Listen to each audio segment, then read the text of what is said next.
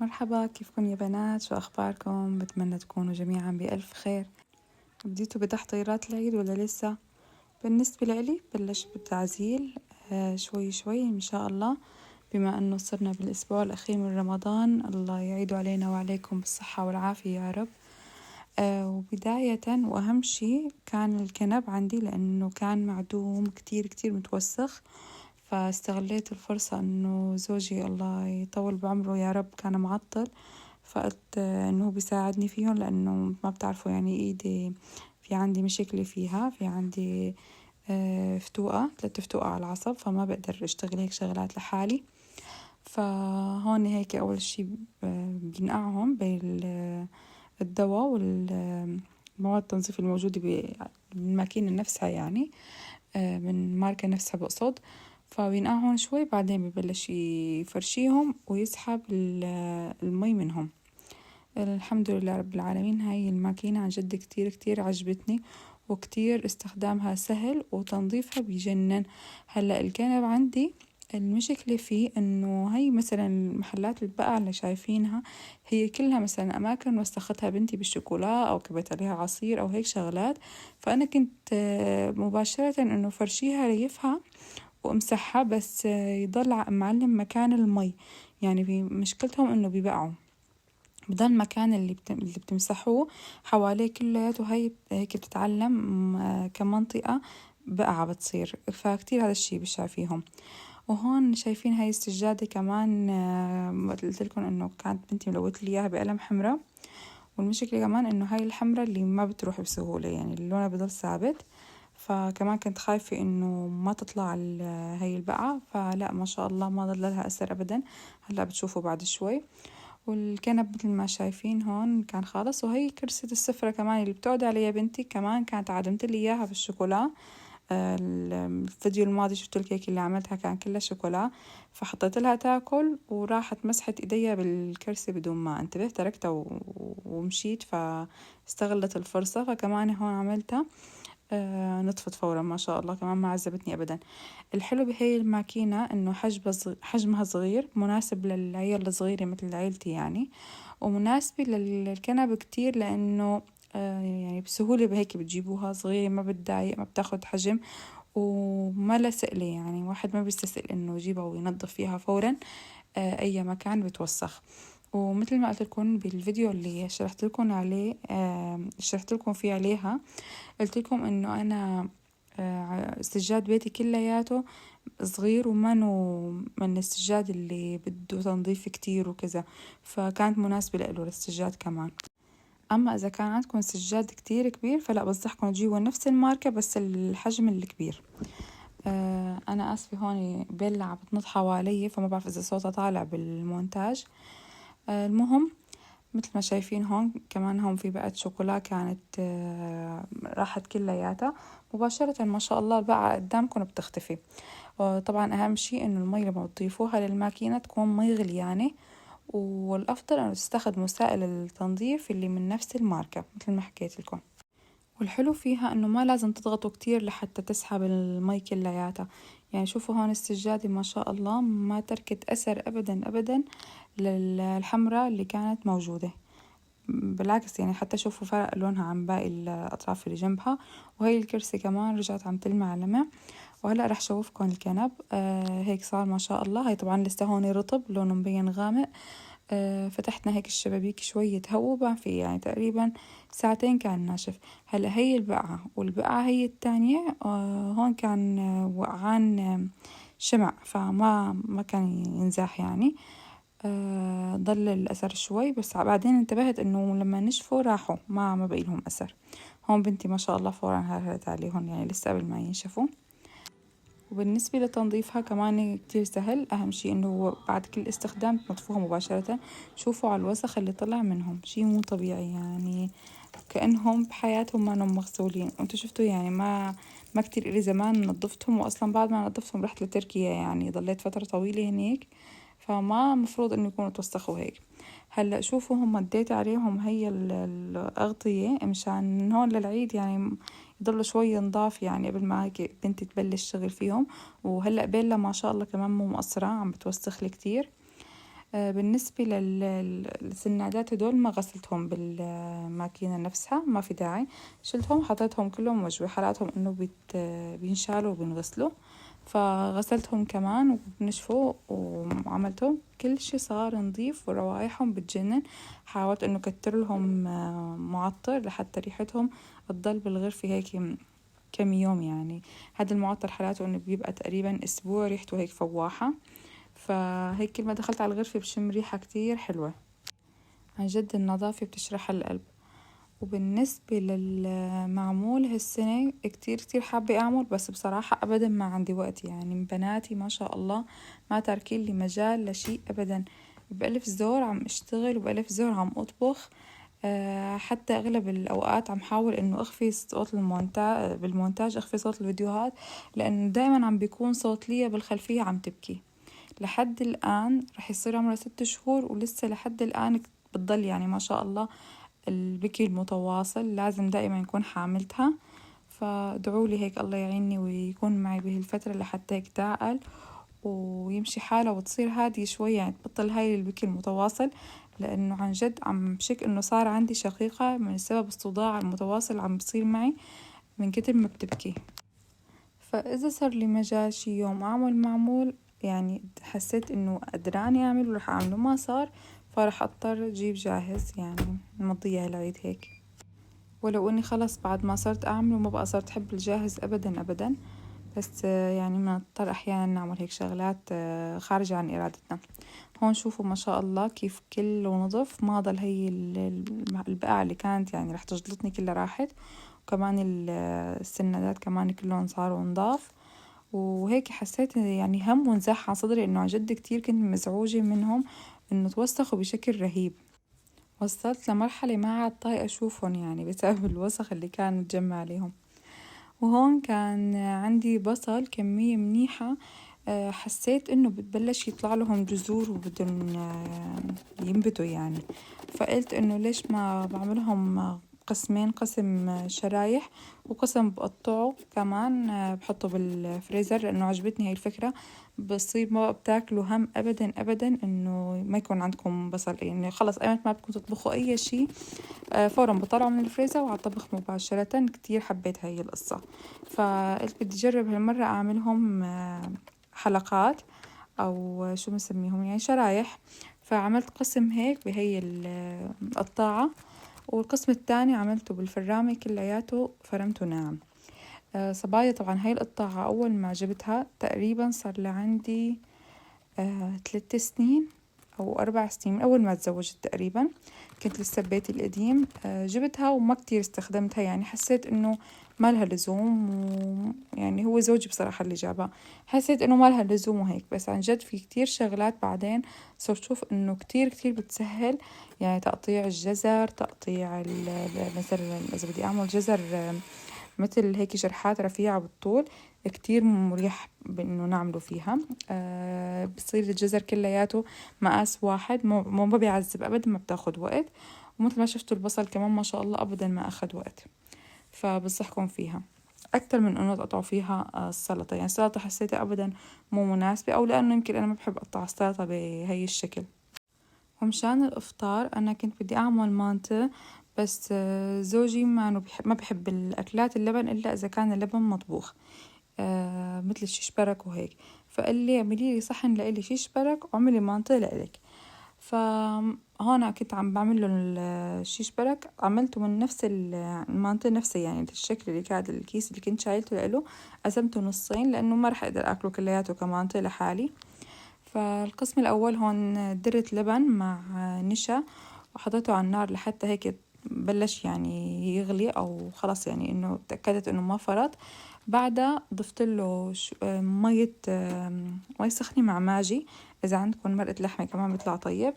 وبعدين صرت سقط عليهم حبات الشيش برك مثل ما هني مجمدين من الفريزر مباشرة عليه بالتدريج، وتركتهم يغلوا سوا لحتى يستووا. وبالنسبة للمانتي كنت غالية مي كمان، ضايفت لها بس ملح، ولما غلت مزبوط عندي صرت سقط الحبات، ما مسقطهم كلياتهم دفعة وحدة، مشان لأنه هني بيكونوا متلجين فالمي بتبرد مشان ما يفتحوا. فبعد ما يصيروا يفوشوا على وش المي نتأكد هيك إنه نستووا. من أول ما بنطلعهم هن وسخنين بنحط لهم زبدة وبنحركهم. بالنسبة للصوص اللي بنحطه على وجههم هو لبن وثوم وملح، بس بنخلطهم سوا وبنحطه على الوجه. أنا بحب أخلطهم كلياتهم سوا مشان اللبن يسخن مع سخونة المنطقة، ما يكون المنطقة سخن واللبن فوقه بارد، ما بحب هذا المزيج، فبخلطهم سوا. هني كشكل أحلى إنه ما يكونوا مخلوطين. وأنا كمان مشان يكون سخن زيادة بضيفله شوي من مية اللي سلقت فيها المانطي نفسها. بس أنا هون كنت نسيانة على حال الصيام، حطيت ملح بالبداية ورجعت حطيت له من مي. أما لما تحطوا من مي اللي سلقته فيها لا تحطوا ملح، لأنه هي أصلا بتكون مالحة، فهون كان الملح ظاهر كتير فيها. مع الصيام ما لازم نكتر ملح أبدا لأنه كتير بيعطش. فهو مثل ما شايفين قلبتها، عن جد طعمته بتجنن، ينافس المطاعم، يعني أفضل مطاعم المنطقة بتركيا كنكهة. وبالنسبة للشيش برك قليت له إياه لزوجي بالكزبرة والثوم، والمانطي قليته ببابريكا مع زبدة. كنت عاملة كيف دجاج وهيك شغلات يعني معاهم. الله يديم النعم يا رب. وهون زوجي فاجأني إنه جايب آلة هدية على أساس إنه هاي حق الملح وما بعرف شو، قد ما هيك سمعته فيها أنا، وبتعرفوا يعني بس بلش نق النسوان، فقال جبتلك هدية. لما جاب لي هدية كانت الصدمة إنه هي للمطبخ. فقلت له أنا ما بعرف أنت عم بتكافئني ولا بتكافئ حالك، يعني إنه مشان صير أعمل لك أكلاتك، لأنه خصوصا هو هلأ مركز كتير على الأكلات الصحية على أساس، وما بده أكلات يكون فيها دهون وأكلات مقلية والقصص. فقلت له الظاهر إنه عم تكافئ حالك ما عم تكافئني، بس يلا مشيناها. الله يرزقه يا رب. فكان جايب لي اللايت نينجا الهوائية. هلا أنا اللي عندي النينجا ماكسي فودي أو نينجا ماكس فودي عفوا، ممتازة بكل المقاييس. هي تقريبا 12 برنامج، فيها ضغط بخار، ضغط نظامي، الضغط السريع، وفيها آلي هوائي بتعمل لبن، فيها طبخ على البخار، فيها طبخ سوتي، فيها كتير برامج يعني ممتاز بكل المقاييس. وفيها طبعا خبز وشوي، يعني حكيت لكم عنها قبل. بس بالفترة الأخيرة قلت له لزوجي إنه بتعرف شو، يعني عم حاسستا إنه حوينتها إنه نروحها كتير بالقلي الهوائي، يعني نستخدمها كتير للقلي، لأنه شوي شوي خفت يخرب الغطا إلها، لأنه الغطا بيضل لازق فيها. فهو ضلت بباله هي الفكرة، فراح جاب القلاية الهوائية من النيجا نفسها. عن جد هاي الشركة ممتازة لهيك شغلات. واللي عجبني فيها لهي القلاية إنه طبقتين، يعني فيكن تعملوا بالطبقة الفوق شي والطبقة التحتانية شي تاني تماما. وهون كنت عم شوفكم الفرن كمان، كنت هيك عملت له تنظيفي بس ما صورت لكم لانه كتير مصورت لكم اياها من قبل تنظيفات الفرن. بالنسبة إلها شوفوا مثل ما عم لكم فيها درجين، وكل درج له مصفاية بينقسم لنصفين، يعني انه فيكم تحطوا شغلتين فوق وتحت. والدرج الواحد بيوسع دجاجة تقريبا بوزن 1.5 كيلو هيك شي، يعني ما شاء الله حجمه كتير مناسب وحلو للعيلة الكبيرة. العيلة الكبيرة بحيث إنه بتكون تقلوا مثلا كمية كبيرة من البطاطا، فخلص بالجهتين بتقلوهن، ما بتحتاجوا إنه تنطروا وقت طويل لحتى تستوى أول وجبة وتحطوا الوجبة الثانية. وبنفس الوقت كمان إذا بدكم تعملوا 2 وجبتين مختلفات كمان بنعمل فيها، رح أشرح لكم عنها بشكل مفصل بفيديوهات تانية إن شاء الله. هون كان لازمني أغراض، خلصاني الخضرة تماما عندي بالبيت، فرحت على الكاوفلاند ولقيتهم عاملين تخفيضات على الخس بأنواعه، وكتير كتير في أنواع خس طيبة. وأنا بالكاوفلاند بالذات بحب كتير أنواع الخس اللي بيجيبها. فجبت هيك شوية فواكه وخضرة وهالقصص هي اللي كانت ناقصتني. الخس كمان عندهم كان الهندبة ما بعرف إذا شو بتسموها بالبلدان التانية، بس كتير أنا بحبها وكتير مفيدة عن جد بالنسبة للصحة. يعني هي عبارة عن صيدلية متكاملة للجسم. فمثل ما شايفين هون ما خليت نوع خس يعتب علي. هلا رح شوفكم الهندبة. هاي الهندبة جبت منها نوعين، هذا النوع وفي النوع التاني كمان كتير كتير طيب، بيكون فيه شوية مرورة بس كتير لذيذ. كل وحدة هي جبت منها كمان 2، وجبت بروكلي وجبت فطر، ويعني الشغلات اللي ناقصتني للبيت. شوفوا هاي كمان النوع الخس اللي كان عنا بسوريا والخس التركي، يعني تقريبا كلياته شغل أغنام. ما خليت نوع خس يعتب علي. وخصوصا انه هالفترة كتير عم نعتمد على السلطات. كان انا وكان زوجي يعني عم نعمل صحن سلطة محترم جدا جدا على الافطار. طبعا هاي الشغلة عم بتخلي الاكل يزيد دايما، بس يعني مفيدة جدا، وهذا اللبن كتير زوجي بيحبه كمان. وهيك شغلات يعني، هاي هي كانت المشتريات مثل ما شفتوا اغلبها خضار. وكمان جبت كريمة للاكل. مثل ما بتعرفوا هلا برمضان كتير بنعمل شوربات واغلبها بيكون بدها كريمة. جبت دجاج وجبت ذرة. يعني هاي الشغلات اللي ما فيني أقول تسوق أسبوعي، لأنه هو ما أسبوعي. أنا بصراحة ما قدرت، حاولت فترة ألتزم بإنه أعمل تسوق أسبوعي، بس ما قدرت ألتزم فيه بصراحة.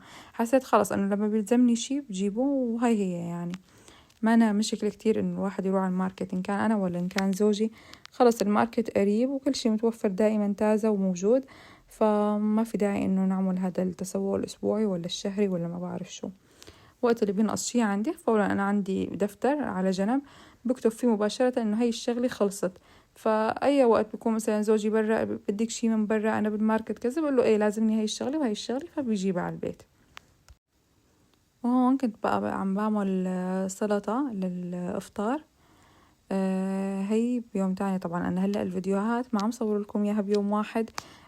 مثل ما بتعرفوا كل أسبوع عم نزل لكم فيديو، فيعني مقتطفات من الأسبوع تقريبا عم بتكون.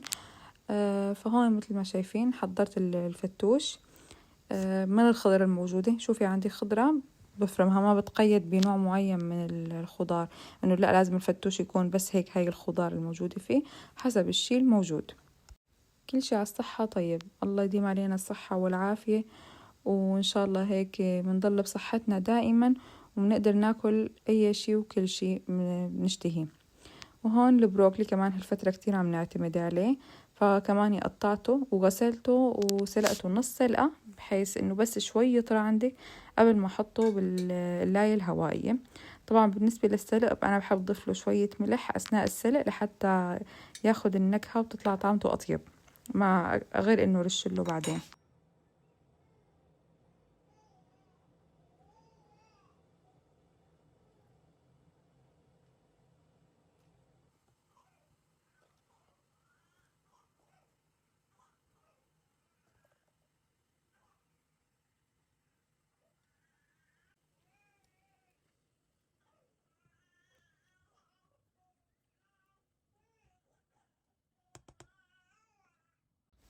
هاي كانت أول تجربة لهي القلاية.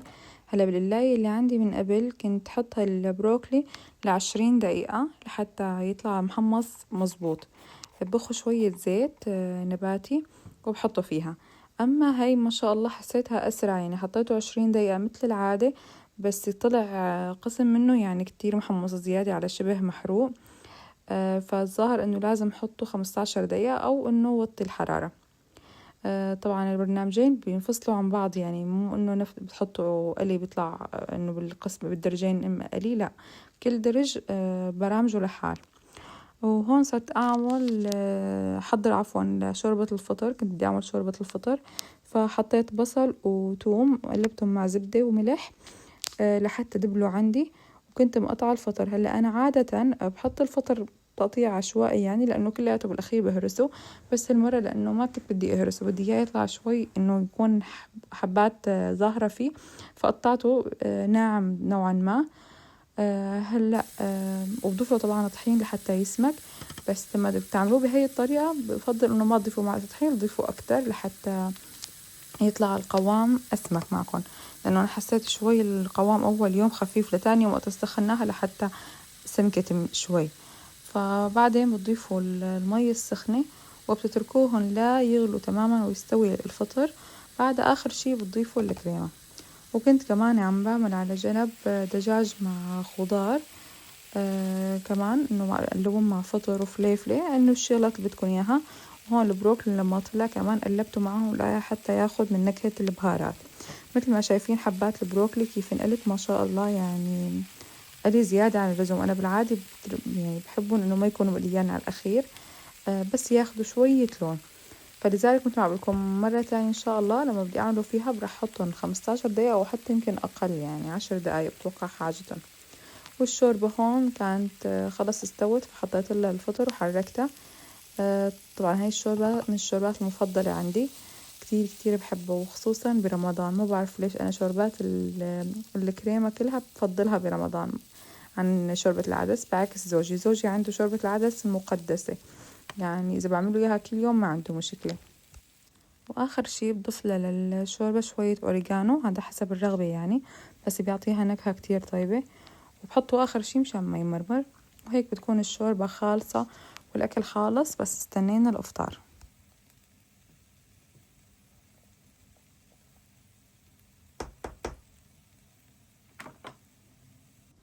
هون كنت عم تبل الفتوش بعد ما حطيت له آخر شي البقلة من الأساسيات الفتوش اللي بتعطيه النكهة.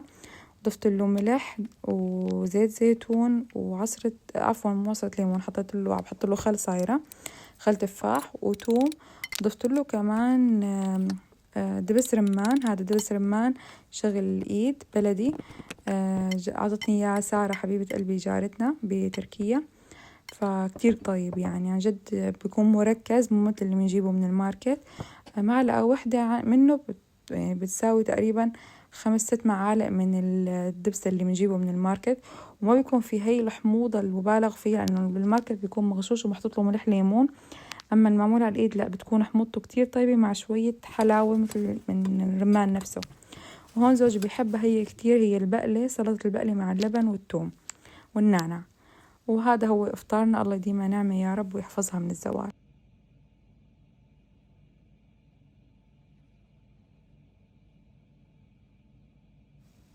وهاي تاني يوم كنت عاملة تشي كفتة تركية، طبعا الطريقة منزلت لكم إياها كاملة كمان بفيديو بالقناة عندي. وعاملة رز بحمص مع دجاج وفطر على وشه. وكمان كنت عاملة الفتوش، طبعا هذا الطبق اليومي. وبس والله لهون بيكون خلص الفيديو، بتمنى تكونوا حبيتوا واستمتعتوا فيه، ورجاء إذا حبيتوا ما تنسوا تشتركوا بالقناة وتحطوا لي لايك وتشاركوها لأحبابكم. وآخر شي رح صور لكم هذا المعروك اللي عملته مع دهنة الوش حليب مع بيض، فشوفوا اللون طلع أحلى من البيض لحاله. انطرونا فيديوهات جديدة يا رب، تضلوا بألف خير، باي باي.